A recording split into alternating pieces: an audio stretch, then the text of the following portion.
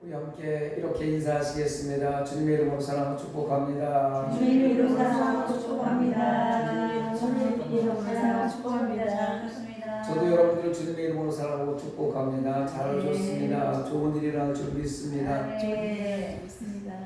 따라합니다. 우리가 알거니와 하나님을 사랑하는 자, 하나님을 사랑하는 자, 곧 그의 뜻대로 이부심을 받은 자들에게는 그의 뜻대로 해주신 받은 자들에게는 모든 것이 합력하여 선을 이루느니라. 할렐루야. 아무리 무더위가 기승을 부리고 우리의 삶을 피폐하게 만들어도 예수 그리스도 하나님의 백성들이 가는 곳에서는 합력하여 선을 이루는 역사가 나타날 줄 믿습니다. 예수 믿는 하나님의 백성들이 분열을 잘 해결하고 또 흩어진 것들을 잘 모아서 합력하여 선을 이루면 하나님의 나라가 곧 올 줄 믿습니다. 우리는 하나님의 나라가 오는 것을 기다리는 사람들이잖아요.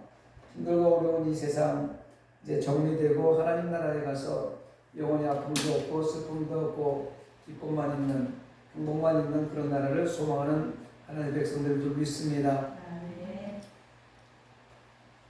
세상 사람들은 누구나 이 땅에 태어나서 내가 의식이 있고 생각하는 나이쯤 되면 행복하게 살고 싶다, 잘 살고 싶다, 건강하게 살고 싶다, 좀 복 좀 받고 살고 싶다 이런 생각을 누구나 다 합니다. 여러분들 다 그런 생각을 하면서 지금까지 살아왔고 또 어쩌면 신앙생활을 하면서 내가 하나님을 믿고 예수 안에서 삶을 살아갈 때 기왕이면 좀 건강하게 살고 좀 부자로 살고 좀 나누면서 살고 풍성하게 살았으면 좋겠다 이런 생각을 누구나 갖고 살아가게 되어 있습니다. 여러분도 그런 생각을 갖고 살 줄 믿습니다. 그래서 저는 오늘 그렇게 복 받고 살려면 어떻게 살아야 되는지 에베소 1장 7절과 12절 본문으로 해서 그리스도 안에서 얻는 복이라는 제목으로 은혜의 말씀을 함께 나누려고 합니다. 따라합니다. 그리스도 안에서 얻는 복. 그리스도 안에서 얻는 복. 에베소서는 사도 바울이 옥중에서 쓴 서신이잖아요. 에베소서, 빌립보서, 빌레몬서, 골로새서를 옥중 서신이라고 하는데 그 중에서 에베소서는 많은 신학자들이 뭐라고 얘기하냐면 그리스도 안에 서신이라 이렇게 얘기합니다. 왜 그러냐면 그리스도 안에라는 이 단어, 인크라이스트라는 단어가 에베소서에 자그마치 6장으로 되어 있는 이 작은 책에 30번이나 기록되어 있어요. 그리스도 안에 이런 소리가 오늘 1장에만 11번 그리스도 안에라는 소리가 기록되어 있습니다. 이 책을 기록한 사도 바울은요 그리스도 안에서 풍성한 복을 체험한 사람이에요. 남의 이야기를 듣고 이 책을 기록한 것이 아니라 예수 안에서 예수님이 주시는 그 복을 다 체험하고 나서 이 책을 기록한 거예요. 그래서 그리스도 안에라고 자꾸 얘기를 하고 있는 거예요. 바울은 원래 예수를 멸시하고 예수 믿는 사람을 잡아다가 오게 가지고 바나바가 죽을 때 그 옆에서 보증까지 썼던 이런 사람인데 정말 죄인 중에 괴수라고 포악한 죄인이었지만 그리스도 안에 들어왔을 때 철저하게 회개하고 그 말씀에 온전히 복종하는 사명자 사도가 되었던 사람입니다. 베드로는 그의 서신에서 이렇게 얘기합니다. 예수 그리스도 사도 베드로가 자기 자신을 소개할 때 나는 예수 그리스도의 사도다 이렇게 자기를 소개합니다. 그런데 바울은 뭐라고 얘기하냐면 13개의 서신을 바울 서신이 있잖아요. 그 중에서 9개에 뭐라고 얘기하냐면 그리스도 예수의 바울, 그리스도 예수의 종된 바울 이렇게 거꾸로 얘기해요. 베드로는 예수 그리스도의 사도, 바울은 그리스도 예수의 종 이렇게 얘기하는데 이게 무슨 차이냐면 베드로는 예수님을 인간적으로 먼저 만나고 구원받은 사람이라면 바울은 다메섹 도상에서 그리스도를 만나고 예수를 아는 사람이에요. 그래서 예수 그리스도 예수 이렇게 거꾸로 바꿔서 얘기하는 거예요. 그런데 예수 그리스도가 됐든 그리스도 예수가 됐든 표현의 자유입니다. 이건 관계없어요. 중요한 것은 예수님 그 자체가 그리스도라는 거예요. 할렐루야. 하나님의 아들이란 말입니다. 주는 그리스도시요 살아계신 하나님의 아들이다. 베드로 고백이 있잖아요. 우리가 믿는 것은 그분은 구원자이시라는 거예요. 예수 그리스도라는 거예요. 그리스도 예수라는 거예요. 우리를 위해서 십자가 지신 분이라는 거예요. 그게 더 중요한 것입니다. 성부 하나님은 하늘 높은 보좌의 선택의 축복을 계획하셨다면 성자 하나님 그 예수님은 그 축복을 이루기 위해서 이 낮고 낮은 땅에 우리 인간의 몸을 입고 오신 분이 바로 예수 그리스도이십니다. 이제 여러분 양팔 한번 벌려보세요. 이렇게 양팔 한번 벌려보세요. 그리고 이 양팔 안으로 그리스도 품 안에 들어오시기 바랍니다. 예수님이 지금 여러분을 안기 위해서 이렇게 팔을 벌리고 있어요. 그러면 그 안에 들어가시기 바랍니다. 성경 이 찬양에 이런 거 있잖아요. 오라 오라 방황치 말고 오라. 죄 있는 자들아 다 내게 오라. 이곳에요. 아픈 사람, 죄 있는 사람, 병든 사람, 힘든 사람, 어려운 사람 이런 사람들이 오는 곳이 이곳에 훌륭한 사람, 똑똑한 사람, 돈 많은 사람 이런 사람이 오는 곳이 아니에요. 의사가 왜 필요해요? 아픈 사람이 있으니까 의사가 필요한 거예요. 아프기 때문에 병원에 찾아가는 거예요. 죄가 있기 때문에 교회에 나오는 겁니다. 몸이 아프기 때문에 교회에 나와서 주여 고쳐주세요 하고 기도하는 거예요. 죄가 있기 때문에 주님 나는 죄입니다 용서해 주시옵소서 하고 세리의 기도를 드리는 곳이 바로 교회인 것입니다. 가난해 오십시오. 몸이 약해 오십시오. 예수 품 안에 들어오십시오. 성산교회가 그리스도 안에 있는 교회가 되기를 간절히 소망합니다. 이 시대에 복 있는 교회는 예수 안에 있는 교회예요. 그리스도 안에 있는 교회입니다. 교회가 수없이 많습니다. 대한민국에도 6만여 교회가 있어요. 30만 종들이 있어요. 1000만 하나님의 백성들이 있습니다. 그 6만여 교회가 다 그리스도 예수 안에 있는 교회가 되기를 원합니다. 6만여 교회 30만 종들 1000만 하나님의 백성들이 그리스도 예수 안에 있는 사람이 된다면 우리는 밝고 맑은 세상의 주인공이 될 수 있습니다. 그렇다면 그리스도 안에 있는 축복이 어떤 것이 있을까? 첫째, 그리스도 안에는 풍성한 은혜가 있습니다. 한번 따라합니다. 그리스도 안에는 풍성한 은혜가 있다. 우리는 그리스도 안에서 그의 은혜를 풍성함을 따라라고 오늘 본문 7절을 시작하면서 기록을 하고 있습니다. 그래서 예수님은 우리에게 은혜를 풍성히 베풀어 주셨습니다. 믿으십니까? 은혜는 거저 주시는 선물이에요. 내가 무엇을 해서 받는 것이 아니라 은혜는 하나님께서 예수 믿는 그 순간에 거저 주시는 하나님의 선물이라는 겁니다. 그 선물은 예수 그리스도의 생명, 즉 보혈의 피라는 것입니다. 거기까지 하나님의 독생자가 죄인들을 대신해서 흘리신 피, 그 피의 은혜는 영원하고 풍성한 것입니다. 부족하지도 않습니다. 먼저 믿는 사람이 다 그리스도의 피로 말미암아 보혈로 말미암아 구원받고 우리는 그리스도의 보혈의 피가 부족할까? 그렇지 않습니다. 먼저 믿거나 지금 현재 예수 안에 들어오는 그 모든 사람도 영원히 말하지 않는 예수 그리스도의 풍성한 보혈의 은혜로 말미암아 구원받는 역사가 있는 것입니다. 그리스도의 단 한 번의 십자가의 죽으심은 세상의 모든 사람들의 죄를 담당해서 영원한 속죄를 이루셨습니다. 동의하십니까?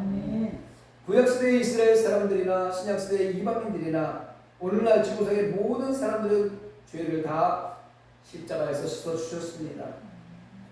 성경에 보면은 가늠하다 붙잡힌 여인도 사형장의 강도도 세리도 창녀도 그 누구의 죄도 다 씻어버렸습니다. 우리들의 모든 죄, 과거의 죄, 현재의 죄, 미래의 죄까지 다 지시고 영원한 속죄, 완전한 속죄를 십자가에서 이루어 주셨습니다. 얼마나 풍성한 은혜입니까? 그 예수만 믿기만 하면, 나를 위해 십자가에 죽으신 그 예수만 믿기만 하면 은혜의 동안에 우리는 푹 빠질 수 있다는 것입니다. 그러니까 누구든지 오래는 거예요. 이 풍성한 죄수의 은혜에 동참하시길 바랍니다. 그리스도의 피 흘리심은 두 가지 효력을 동시에 갖게 만든다고 성경 7절 하반절에 이야기합니다. 첫째, 속량입니다. 죄값을 대신 집으로 돼서 석방했다는 거예요. 여러분, 속량이라는 게 뭐예요? 나를 위해서 누군가가 죄값을 대신 지불했기 때문에 나는 죄가 없어지는 걸 얘기하는 거예요. 여러분, 내가 빚을 지고 있어요. 누군가가 내 빚을 갚아줬어요. 그럼 빚이 있는 거예요? 없는 거예요? 없어지죠. 이게 똑같은 거예요. 두 번째는 사함이라는 거예요. 용서로 이룬 자유와 해방을 말하는 것입니다. 우리 인간은 선악과 사건 이후로부터 원죄 범죄와 자범죄로 말미암아 수없이 많은 죄를 짓고 살지만 십자가의 그 보혈의 공로로 말미암아 사함을 받았다는 거예요. 다 사해 주셨다는 것입니다. 누구든지 그리스도 예수를 그대로 영접하면 그의 풍성한 은혜의 모든 죄를 씻고 새 사람으로 다시 태어날 수 있습니다. 저 여러분도 마찬가지로 새 사람으로 다시 태어난 거예요. 지금 여기 와서 예배드릴 수 있는 이것은 예수님께서 나를 십자가를 지시고 나를 속량해 주셨고 내 죄를 대속해 주셨기 때문에 그 예수를 믿는 믿음으로 말미암아 예배의 자리에서 주님을 찬양하며 경배하며 예배하는 거예요. 그래서 속량받는 겁니다. 구원의 확신이 없으니까 그리스도 예수를 오늘 확실하게 영접하시기 바랍니다. 그리스도 예수께서 흘리신 보혈의 피로 무거운 죄책감과 죄의 형벌로부터 해방을 누리시기 바랍니다. 예수 안에 새 생명을 얻기를 바랍니다. 로마서 8장 2절에 이렇게 얘기합니다. 이는 그리스도 예수 안에 있는 생명의 성령의 법이 죄와 사망에 받아서 너를 해방하였습니다. 할렐루야. 그런데 그리스도를 영접하시던 분들 중에 그리스도 안에서 풍성한 놀라운 사람의 은혜에 대해서 무지하고 무각한 분들을 많이 만나볼 수 있게 됩니다. 이런 분들을 보면 삶은 늘 자기 중심적이에요. 자기 중심적입니다. 그리고 나는 죄인입니다. 죄책감에 날마다 지쳐 있어요. 여러분, 우리는 죄인 맞습니다. 그러나 그 죄를 하나님 앞에 아뢰고 하나님 앞에 알려드리면 하나님께서는 언제든지 그 죄를 용서해 준다고 요한일서 1장 9절에 말씀하고 있습니다. 하나님 미쁘시기 때문에 우리가 우리 죄를 자백하면 언제든지 그 죄를 자백하는 것을 말미암아 우리를 죄에서 속량시켜 주신다는 것입니다. 이렇게 크고 풍성한 선물 그리스도 속죄의 피 은혜를 받고도 그 기쁨을 모른다는 사실은 사실 슬픈 일입니다. 여러분, 우리는 기뻐해야 돼요. 나 같은 죄인, 정말 먼지 같은 벌레 같은 나 같은 죄인, 예수님의 십자가 그 보혈의 피로 속죄해 주셨으니 얼마나 감사해요. 너무너무 감사하지 않습니까? 이걸 모른다는 사람은 얼마나 슬픈 일이에요. 우리는 아니까 기뻐하잖아요. 할렐루야. 그러니까 항상 웃어야 돼. 예배드리려면 너무나 기뻐서 미소가 방긋방긋 나와야 돼. 와서 예배 자리에 앉을 수 있는 이 자체가 얼마나 행복하냐고요. 그렇잖아요, 그죠? 교회 다니면서 예배를 드리고 오면서 슬픈 얼굴 하고 있는 사람들은 어떤 사람이냐면 목욕탕에 목욕하러 가고 탈의실만 구경하고 나온 사람들이야. 그런 사람들은 기쁘지도 않아. 목욕을 깨끗하게 하고 나오려고 목욕탕에 들어갔는데 탈의실만 둘러보고 나온 사람이에요. 그런 사람 가서 보면요, 아, 여기 있는 사람들 왜 이렇게 더러워 이렇게 하고 나오는 거예요. 왜? 탈의실만 봤으니까. 목욕하고 나온 사람을 봐야지. 그래 안 그래? 요리집에서 일하면서 굶어 죽은 사람하고 똑같은 사람이에요. 예수 믿고 구원받은 사람이 죽겠다고 그러는 사람 보면 먹을 게 천지투성인데도 지가 안 먹고 굶어 죽은 거고 똑같은 거라니까. 주방에 먹을 게 얼마나 많아요, 요리집에. 그냥 두 번 먹으면 되는데 굶어 죽어요. 얼마나 슬픈 일입니까? 여러분, 누리시기 바랍니다. 그리스도 안에서 재밌게 행복하게 예수 믿는 사람끼리 누리면서 사시기 바랍니다. 그리스도의 풍성한 은혜를 받아 죄로부터 자유하는 기쁨을 날마다 소유하면서 살아가시기 바랍니다. 두 번째로 그리스도 안에 넘치는 지혜와 총명이 있습니다. 따라합니다. 그리스도 안에는 넘치는 지혜와 총명이 있다. 오늘 8절을 함께 읽겠습니다. 8절 시작. 이는 그가 모든 지혜와 총명을 우리에게 넘치게 하사. 할렐루야. 그가 모든 지혜와 총명을 우리에게 넘치게 해준다는 거예요. 지혜롭고 총명한 삶을 살아가는 사람의 인생은 풍부합니다. 그렇죠? 지혜로운 삶을 얼마나 풍부하게 삽니까? 총명한 사람 잘 살잖아요. 그래서 사람들은 경험을 통해서 이 학문을 통해서 지혜와 총명을 배우려고 하는 거예요. 이렇듯 사람의 노력으로 얻는 지혜와 총명으로 부를 누리며 권력을 누리면서 살아갈 수 있을지는 몰라도 영생을 얻을 수는 없습니다.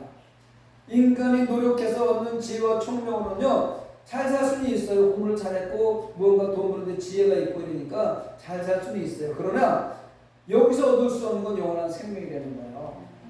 세상의 모든 학문으로 예수님 모르고 천국도 모르고 하나님 모릅니다. 세상에서 아무리 많은 걸 배워도 검판사 되려면 얼마나 공부를 많이 했겠어요. 의사 되려면 얼마나 공부를 많이 했겠어요. 우리보다 10배, 100배 공부 많이 했어요. 우리는 성경 한 번 갖고 하지만 그 사람들은 얼마나 많은 책 어떻게 집어넣고 있겠어요? 그래서 그 사람들이 세상에서는 검판사로 의사로 부를 누리며 살 수 있을지 모르지만 명문대학을 나고 하버드 대학을 박사학위를 따서 잘 살 수 있을지 모르지만 예수님을 알 수도 없고 천국을 알 수도 없습니다. 세상 학문으로 알 수 없어요. 지혜는 지식이잖아요. 아는 것이잖아요.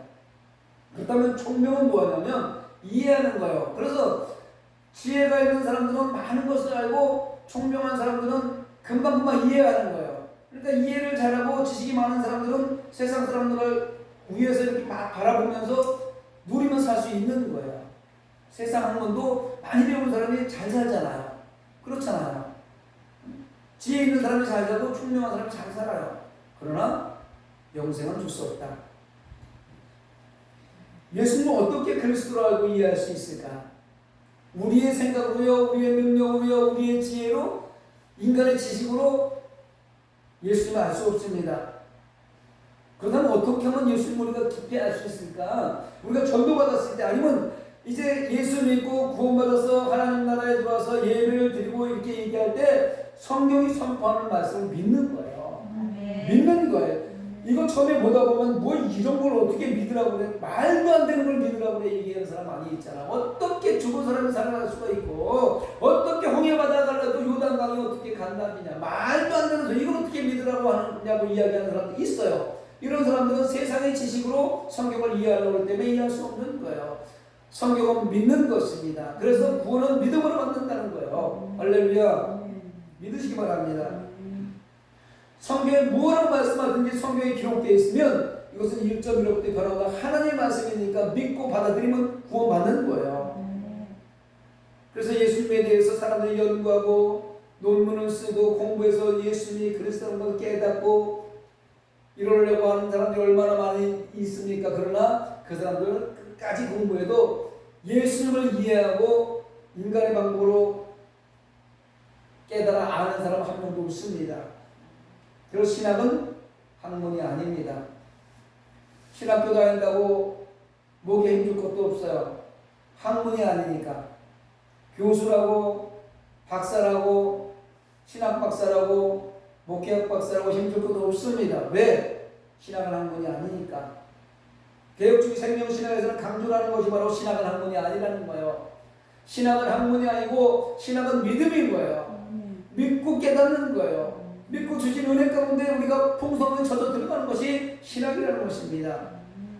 고린도서 1장 21절에 보니까 하나님의 지혜에 있어서는 이 세상이 자기 지혜로 하나님을 알지 못함으로 하나님께서 전도에 미련한 것으로 믿는 자들을 구원하시기를 기뻐하셨도다 이렇게 기록하고 있습니다.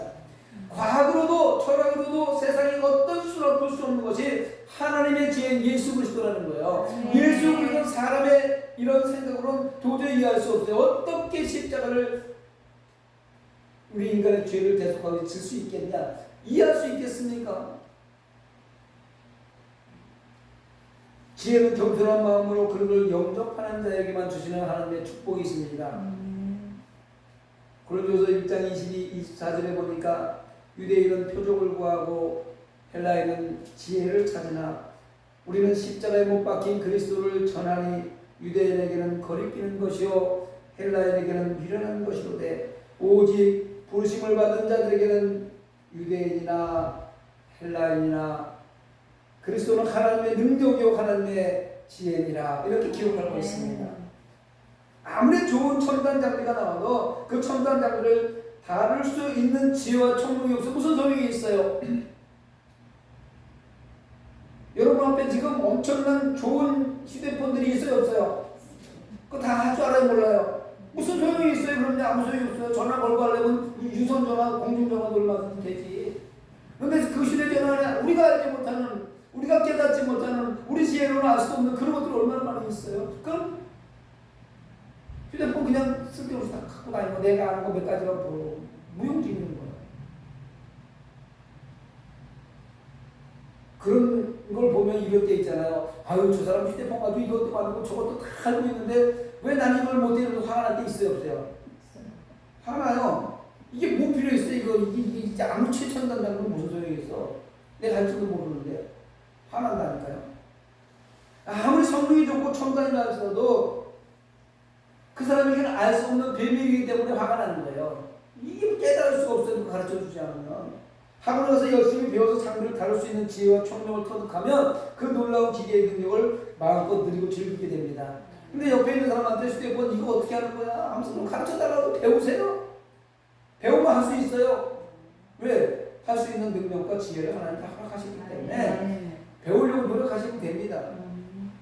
예수님의 비밀을 모르는 사람들한테 예수 믿으라고 막 그러고 화내잖아요. 전도하러 나왔을 때 예수님이 나를 십자가 지셔서 우리가 그 예수만 믿기만 하면 구원만 되면서 모르는 사람한테 예수 믿고 천국 가서 너나 아이씨 뭐 이러면서 막 빌려들고 싸우려고 그러잖아요. 그래 안 그래요? 바빠 죽겠는데 지금 먹고 살기 힘들어 죽겠는데 무슨 이 날도 온데 지금 화가 나고 신경질 부린다니까요. 왜? 그 사람들한테 예수를 알 수 없기 때문에요. 알 수 있는 지혜와 총명이 하나님을 그 사람들한테 아직 주시지 않았기 때문에 그런 거예요. 저와 여러분들에게는 이미 예수 믿고 구원받은 하나님의 백성들 때문에 지혜와 총명을 하나님 믿습니다. 그 지혜와 총명을 잘 활용하시기 바랍니다. 하나님의 지혜와 총명이 없으면 예수 그리스도는 비밀이에요. 비밀 몰라요. 세상에서 가장 많이 팔린 책이 뭐예요? 성경책이에요. 유명한 베스트셀러요. 가장 많이 팔리고 지금까지도 가장 많이 팔리고 있는 책이에요. 그런데 예수님이 비밀이라니까. 이 책을 아무리 읽어도 사람의 지식으로 읽으면요 예수님은 비밀이에요. 그러니까 화가 난다니까. 어떤 때는 내가 몇십 년 예수 믿고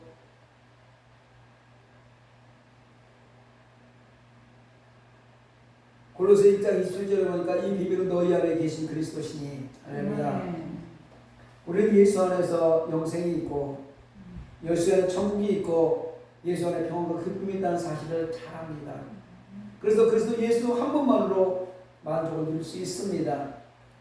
한번 따라합니다. 가슴에 손을 대고 한번 따라합니다. 나는 그리스도 예수 한 분만으로 만족합니다. 그 고백을 하시면서 하시기 바랍니다. 그리스도를 위해서 목숨까지 바치는 순교자들 한번 보시기 바랍니다.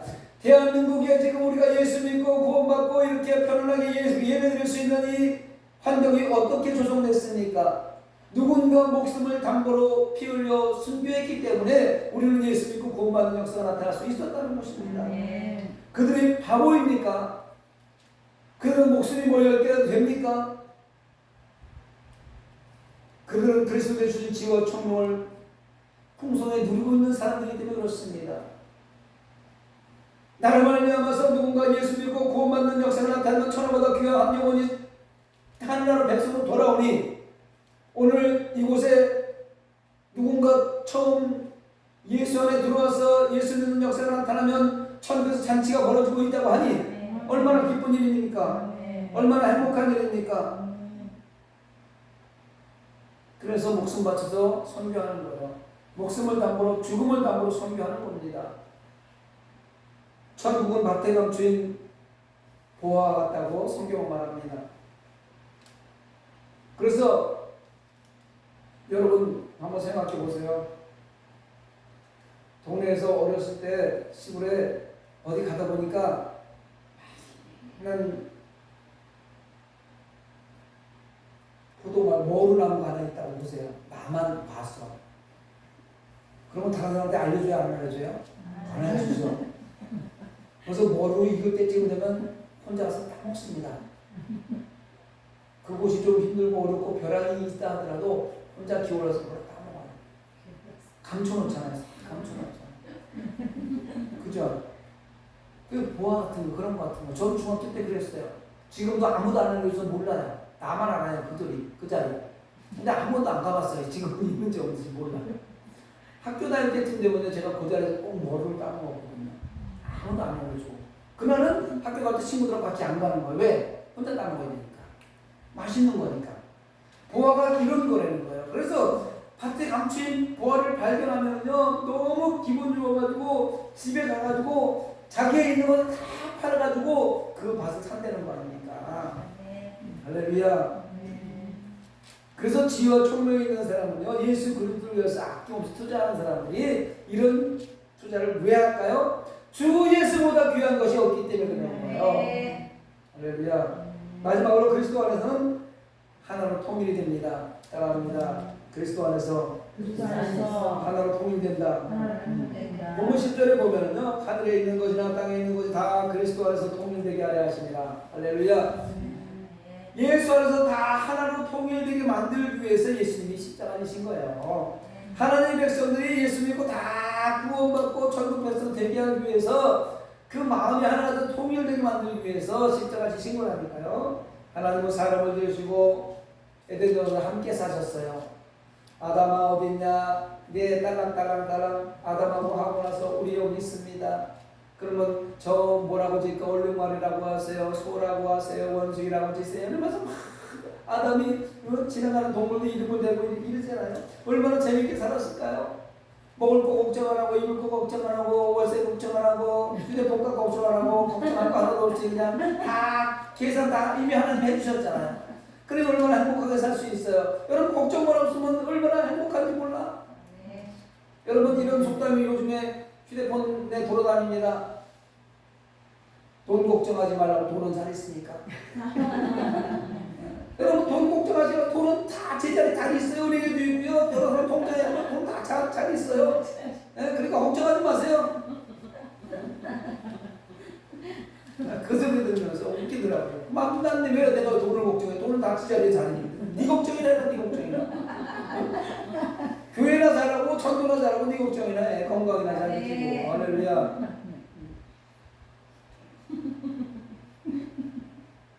하나님이 우리 인간을 하나님의 형상대로 지으시고 함께 사셨잖아요.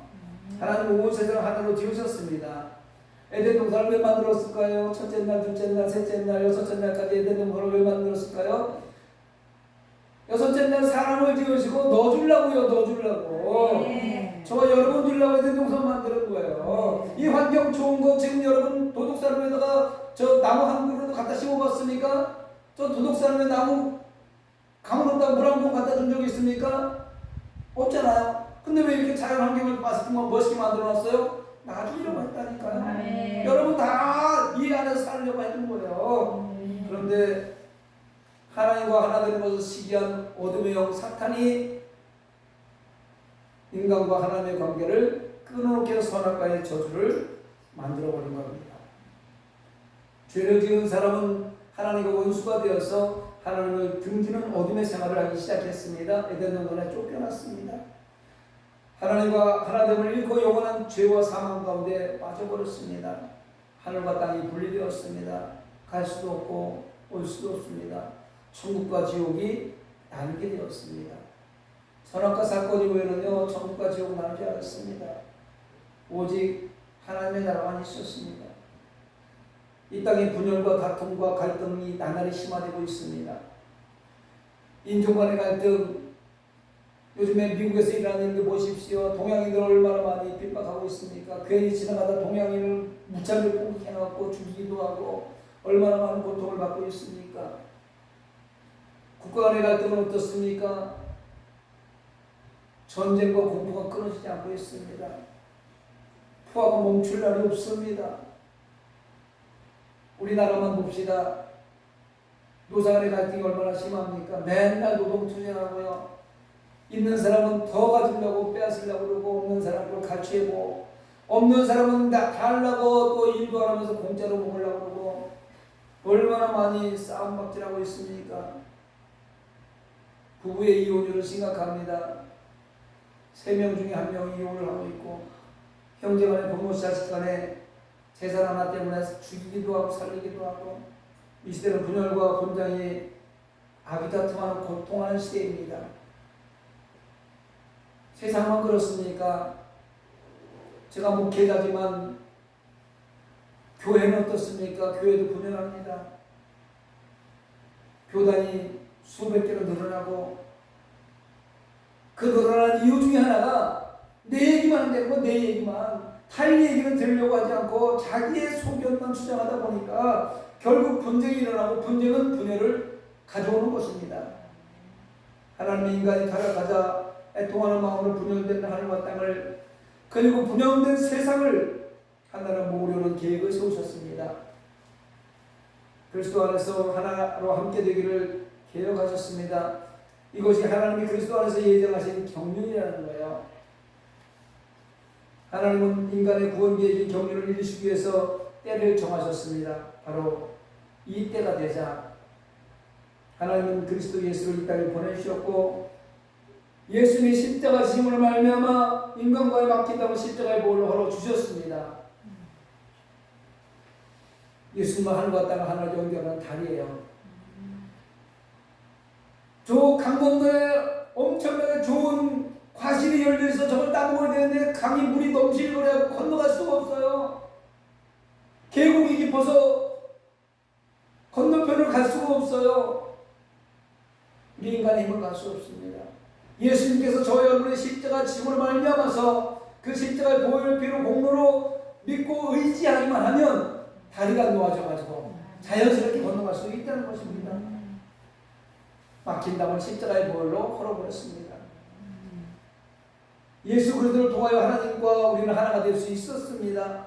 그래서 요한복음 1장 12절에 뭐라고 그럽니까? 영접하는 자, 그 이름을 믿는 자들에게 하나님의 자녀가 되는 권세를 주셨으니 할렐루야. 영접하는 자, 곧 그 이름을 믿는 자들에게 하나님의 자녀가 되는 권세를 주셨다는 것입니다. 다시 한번 하나님의 자녀라 일컬음 받는, 너는 내 것이라 내가 너를 낳았도다. 하나님의 아버지라 부를 수 있는 그 자녀의 권세를 회복하셨습니다. 여러분 어깨 당당히 펴고 사시기 바랍니다. 예수 믿는 그 순간에 우리는 하나님의 자녀예요. 세상의 대통령의 자녀만 돼도 얼마나 끝발이 좋습니까? 아니 광명시장 자녀만 돼도 얼마나 끝발이 좋습니까? 돈 많은 부자 부모만 돼도 얼마나 끝발이 좋습니까? 그런데 우리는 그거보다 헤아릴 수 없고 계산도 할 수 없는 하나님을 아버지라 부를 수 있는 하나님의 자녀의 권세를 취득했으니 여러분 어깨 당당히 펴고 사시기 바랍니다. 이 땅의 삶에서 잠시 없을 수도 있습니다. 부족한 거 있을 수 있습니다. 아플 수도 있습니다. 그러나 우리는 영원한 생명, 하나님이 나의 아버지시니 우리는 천국 백성이 된 줄 믿습니다. 갈 때가 있잖아요. 소풍 나왔다가 집에 가잖아요. 집에 가면 엄마 품이 있잖아요. 우리는 하나님의 품이 기다리고 있습니다. 때에 맞춰서 그리스도께서 오시자 하나님은 이스라엘 하나님에서 교회의 하나님으로 일하기 시작하셨습니다. 예수 그리스도 안에서 더 이상 이스라엘과 이방인은 있을 수 없습니다. 예수 안에서는 헬라인이나 유대인이나 함께 다 구원받는 역사가 나타나는 거예요. 그리스도 안에서 유대인과 이방인을 통일시켜서 교회 안에서 하나 되게 하셨어요. 그리스도 안에서만이 하나가 통일되는 축복을 누릴 수 있습니다. 예수 믿는 하나님의 백성들 중에서도 예수 안에서 하나 되는 것이지 예수 밖에서 하나 될 수가 없어요. 예수 밖에서 나가서 아무리 친한 척해도 예수 밖에서 하나 될 수 없습니다. 자기 생각이 따로 있기 때문에. 그러나 예수 안에 있으면 먼저 나보다 남을 낮게 생각하고 나를 낮추면서 항상 겸손한 삶을 살아가기 때문에 그리스도 예수 안에서 하나 되는 축복을 누릴 수 있다는 것입니다. 통일이 된다는 거예요. 우리가 왜 통일이 안 돼요? 예수와 밖에 있으니까 통일이 안 되는 거예요. 요즘 대한민국은 정말 소수의 정치인들로 말미암아 자유익을 위해서 갈등이 일어나기 시작하고 분열이 연루져서 국민들의 삶의 현장이 참담합니다. 국민들은 작은 정치인들, 몇몇 사람들의 정치인들의 자유익을 위해서 국민들을 좌우지하다 보니 국민들의 현장은 이리 끌려다니고 저리 끌려다니고 참담할 수밖에 없습니다. 이념 갈등, 남녀 갈등, 빈부 갈등, 지역 갈등, 어르신들과 젊은이들의 갈등, 칼기가 찢어져 났습니다. 지금요. 언제부터인지요? 제가 어렸을 때부터 그랬던 것 같아요. 지역 갈등 대표 어디? 전라도와 경상도.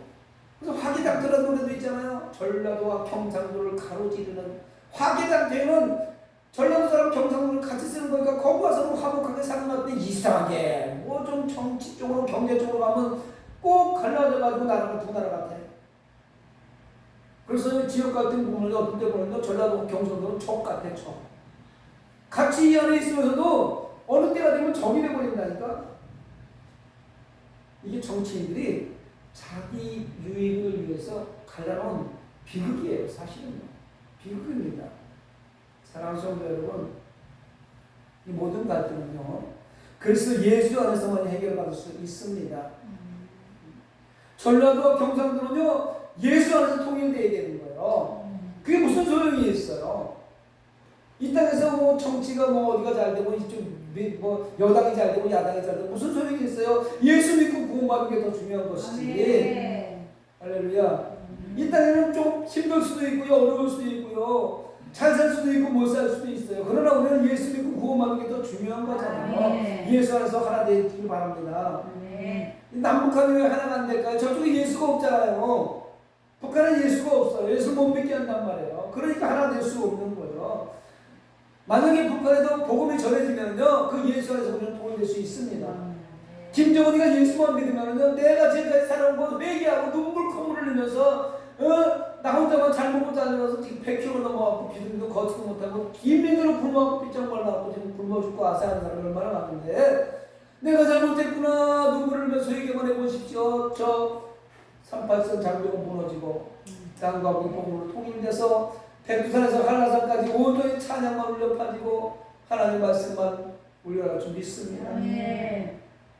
다투는 형제간에도, 별거하는 부부 사이에도, 불화하는 이웃 간에도, 갈등하는 이 사회에도, 시기하는 성도들 간에도 그리스도 안에서 하나님의 축복이 있기를 주님의 이름으로 축원합니다. 말씀을 생각하면서 우리 함께 기도하기를 원합니다.